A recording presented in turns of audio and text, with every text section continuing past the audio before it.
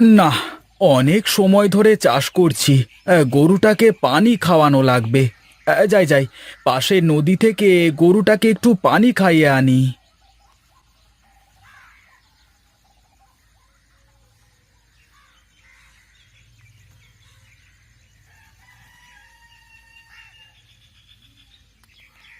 ওহ, যা গরম পড়েছে, একটু জিরিয়ে নি। তারপর গরুটাকে একটু পানি খাইয়ে নিয়ে এসে বাকি চাষটুকু করা যাবে। কি গো গোপাল ভাই, তুমি চাষ না দিয়ে বসে আছো যে? কারণ কি? হাঁপিয়ে গেছো নাকি? হ্যাঁ গো ভাই, যা রোদ পড়েছে না, না জিরিয়ে আর কি উপায় আছে নাকি? হ্যাঁ ভাই, যাও যাও, গরুটাকে একটু পানি খাইয়ে নিয়ে এসো। দেখো, গরুটা কেমন হাঁপাচ্ছে।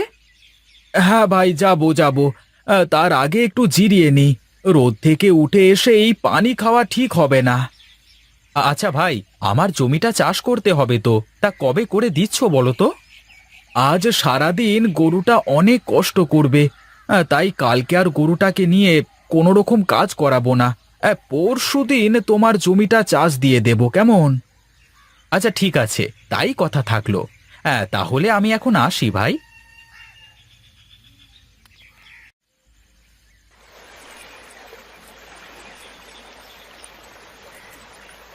খা খা, পানি খা। যা গরম পড়েছে, পানি খা, বেশি করে পানি খা। গোপাল ভাই, কি গো, গরুকে পানি খাওয়াতে নিয়ে আসলে নাকি? হ্যাঁ ভাই, গরুটা সেই সকাল থেকে জমি চাষ করছে। বড্ড হাঁপিয়ে উঠেছে গরুটা, তাই একটু পানি খাওয়াতে নিয়ে আসলাম। তাহলে একটা কাজ করো গো, এই গরুটাকে গোসল করিয়ে নিয়ে যাও, তাহলে অনেক ভালো হবে, বুঝলে? তা করাতে পারলে তো অনেক ভালো হতো, কিন্তু অনেক কাজ পড়ে আছে, সময় নেই হাতে তেমন। তাহলে তো আর কিছুই করবার নেই। যাও যাও, শুধু পানি খাইয়ে নিয়ে চলে যাও। হ্যাঁ ভাই, বিকেলে কাজ শেষ হলে গোসল করিয়ে নিয়ে যাব।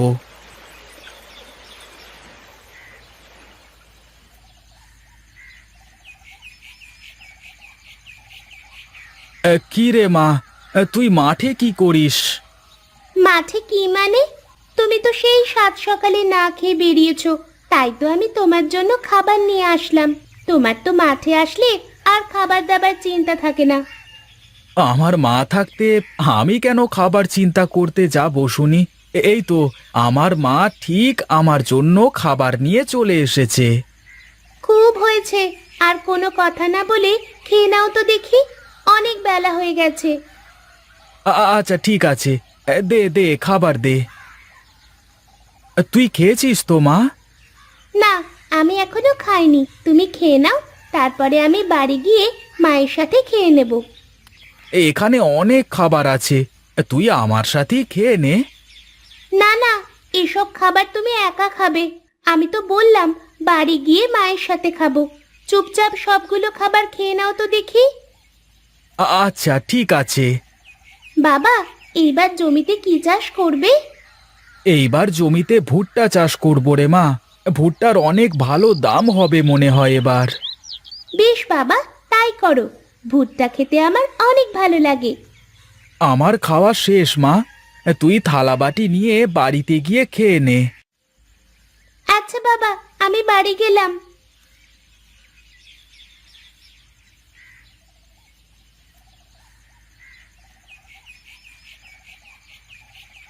কি গো মা, তুমি এখন উঠান ঝাড়ু দিচ্ছ কেন?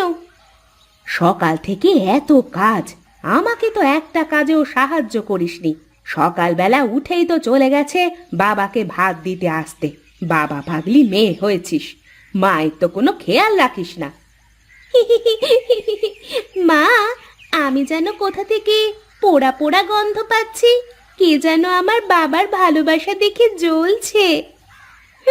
আমি কেন জ্বলতে যাব?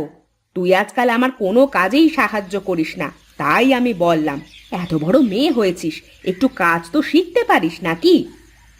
দেখবে মা, দেখবে, আমি একদিন এমন কাজ করব, সেদিন গর্বে তোমাদের মুখ উজ্জ্বল হয়ে যাবে। সেই দিন যে কবে আসবে ওপরওয়ালাই ভালো জানে। আসবে মা, আসবে, সেদিন খুব তাড়াতাড়ি আসবে। এসো ঘরে এসো, খেয়ে নেবে চলো। যা তুই ঘরে যা, আমি আসছি।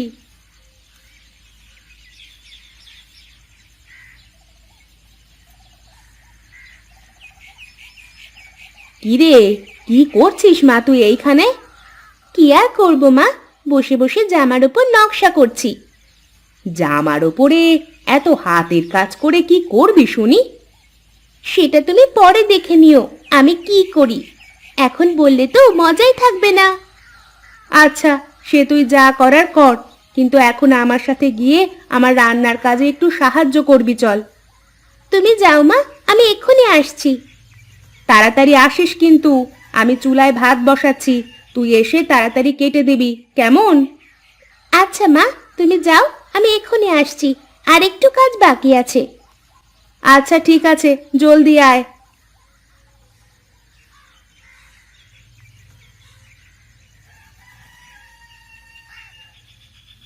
কিরে লতা, তুই কি করছিস বসে বসে?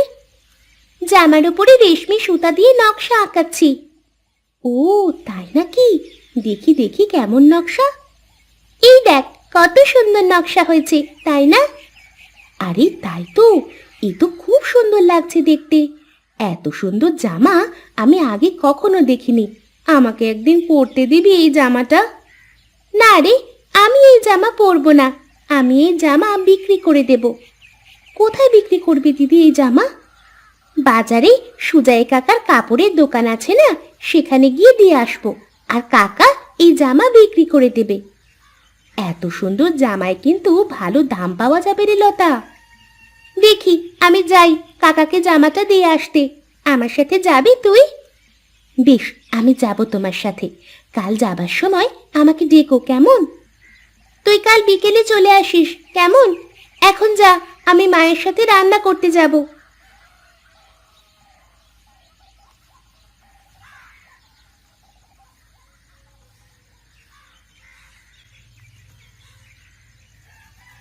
লতা দিদি, লতা দিদি, কোথায় গো তুমি, যাবে না? তুই তাহলে এসেছিস চারু, খুব ভালো করেছিস। চল চল, বাজারে যেতে হবে, সুজয় কাকার দোকানে। হ্যাঁ চল, মা বাড়িতে নেই, আমি এই ফাঁকে চলে এসেছি। তাড়াতাড়ি চলে আসতে হবে বাজার থেকে, তা না হলে মা কিন্তু ভীষণ বকা দেবে। কেন বকা দেবে কেন? তুই কি কখনো বাইরে বের হোস না নাকি? আমাকে মা বাজারে যেতে বারণ করেছে। মা যদি জানতে পারে আমি একা বাজারে গেছি তাহলে বকা দেবে। কিছুই বলবে না, আর তোর মা দেখবি জানতেই পারবে না আমরা বাজারে গিয়েছিলাম। তুমি কথা না বলে তাড়াতাড়ি চলো তো। হ্যাঁ হ্যাঁ চল, যদি জামা বেচা হয় তাহলে তোকে আজ মিষ্টি খাওয়াবো।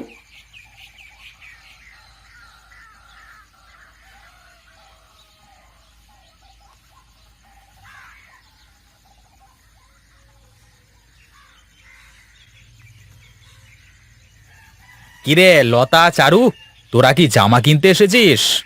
না কাকু, আমরা জামা বিক্রি করতে এসেছি। আরে আমি মানুষের কাছে জামা কাপড় বিক্রি করি, আর তোরা কিনা এসেছিস আমার কাছে জামা কাপড় বিক্রি করতে, হ্যাঁ? একবার আমার জামাটা দেখো, তারপরে বলবে। এই দেখো জামা, আমি এই জামা নিজে বানিয়ে তার উপরে হাতের কাজ করেছি, দেখো কেমন হয়েছে। আরে বাস, আরে এ তো অসাধারণ জামা। খুব সুন্দর হাতের কাজ করেছিস, অনেক দামে বিক্রি হবে জামাটা। কি বলেছিলাম না, আমার জামা একবার দেখলে তোমাকে কিনতেই হবে। আরে হ্যাঁ, তাই তো দেখছি।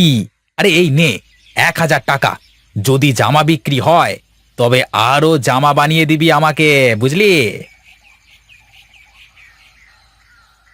আচ্ছা কাকা, আমি এখন আসি তাহলে। আচ্ছা ঠিক আছে, তুই আয় তাহলে। এই জামাটা বিক্রি করে দেখি, যদি চাহিদা থাকে তাহলে আমি তোকে জানাবো। তুই আমাকে আরো জামা বানিয়ে দিস কেমন? আচ্ছা ঠিক আছে, তাই হবে।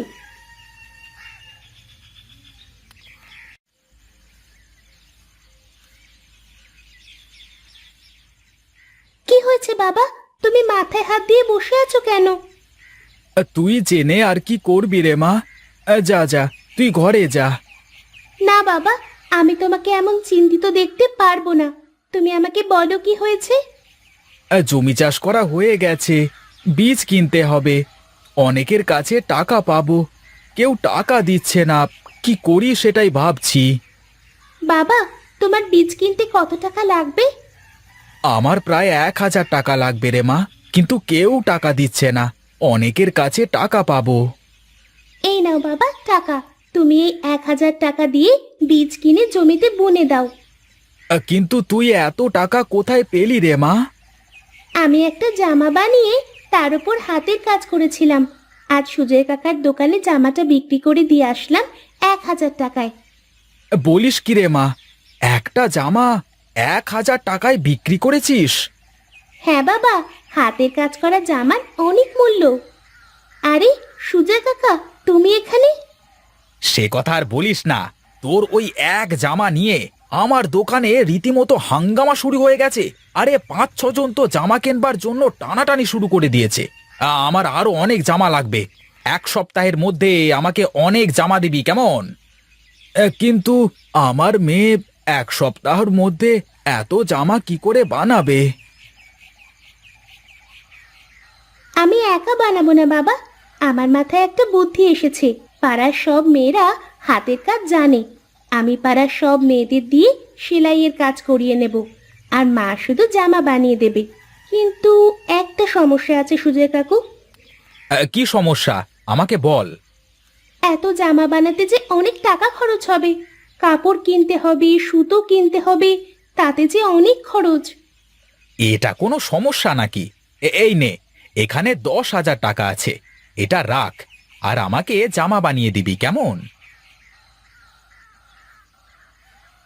আচ্ছা কাকু, তাহলে তুমি সামনের সপ্তাহে এসো, জামা নিয়ে যেও কেমন? আচ্ছা আচ্ছা, হ্যাঁ, আমি তাহলে দোকানে গিয়ে দোকানের কাস্টমারদের বলে দিই যে সামনের সপ্তাহে সবাই জামা পেয়ে যাবে।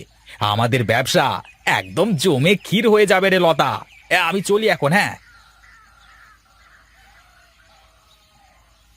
তাহলে আমার মেয়েটা তো বড় ব্যবসায়ী হয়ে গেল। তা তুমি ঠিক বলেছ।